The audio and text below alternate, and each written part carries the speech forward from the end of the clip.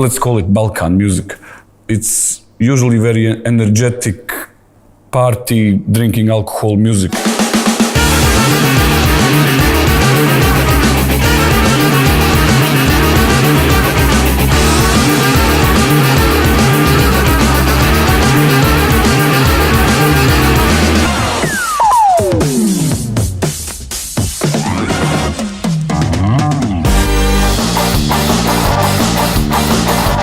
The Bosnian band Dubioza have mixed reggae music with punk, rock and traditional Balkan music.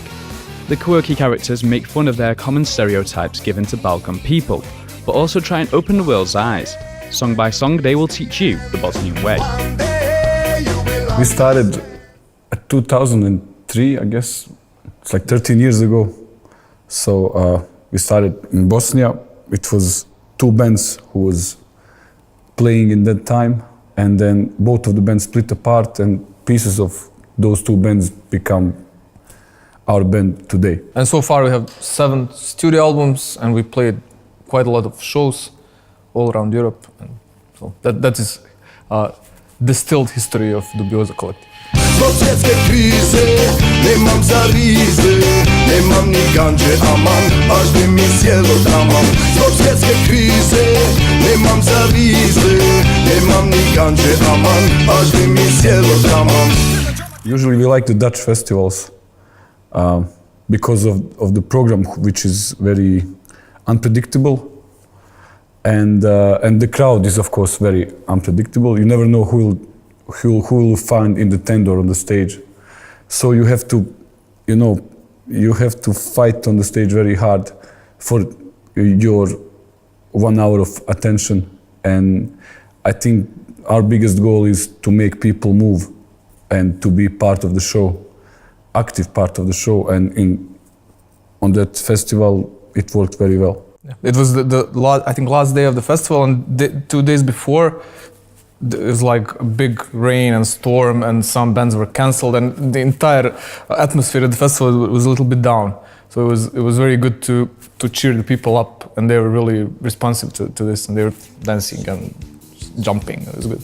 I just came out the state from Balkan, with the Balkan, with the Balkan, Balkan, with the Balkan. No escape from Balkan, with the Balkan, with the Balkan, Balkan, with the Balkan. No escape from. It's a song about stereotypes, about how people from the Western world see people from the East, from the Balkans, and also how people from the East feel when they go to diaspora, when they go to work somewhere in the Western Europe. And it's all about stereotypes. So it's all about these exaggerated misinterpretations of people from Balkans. So we like very much to play with these stereotypes because most of the time they're totally wrong, but you can play with these pieces of truth that is hidden somewhere in between and make fun of it. I think that's very interesting approach. And in these days, I guess it's the topic of people who are moving somewhere to work or to live. It's quite interesting, I would say. So we try to tell stories from our own country and from what we see around us every day. Many of our families went abroad, worked somewhere else. Here in Switzerland, I have a lot of family, and because many Bosnians left during the war or before even just to work, and now the new big fashion of young people is to escape somewhere. Our music is for free, you can download MP3. Keep it playing on repeat, if you hate it, press delete. Our music is for free, you can download MP3. Keep it playing on repeat, if you hate it, press delete. The reggae was quite big in ex-Yugoslavia in the 70s. It's a very funny story how some records got released there and how our parents listened to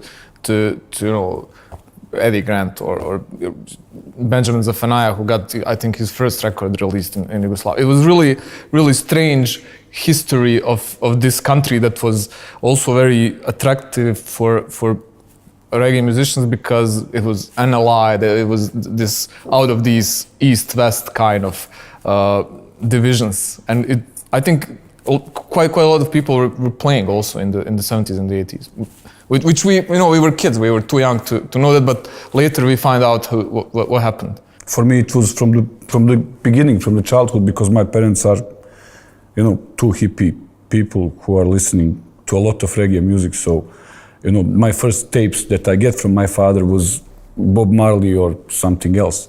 So for me, it was very normal, and it's part of my, music that we listen all our life in our home. So.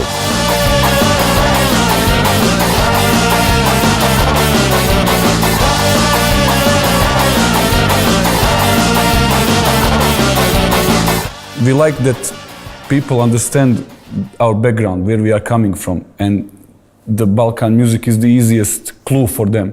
So after first brass section, in first 2 minutes, they know where we are coming from, and then all the stories that we are telling, it's more clear about what we are talking about. That's first. And another thing is usually Balkan, let's say, let's call it Balkan music. It's usually very energetic, party, drinking alcohol music, and I think it fits very well for all the rest of the styles that we mix.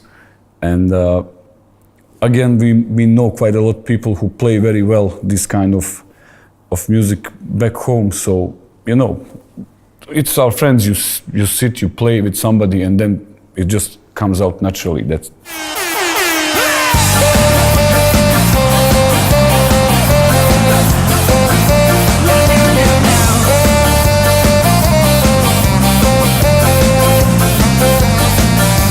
for me, Glastonbury last year was big fun because we played 2 shows in one day, and then second show was on Shangri-La stage at midnight.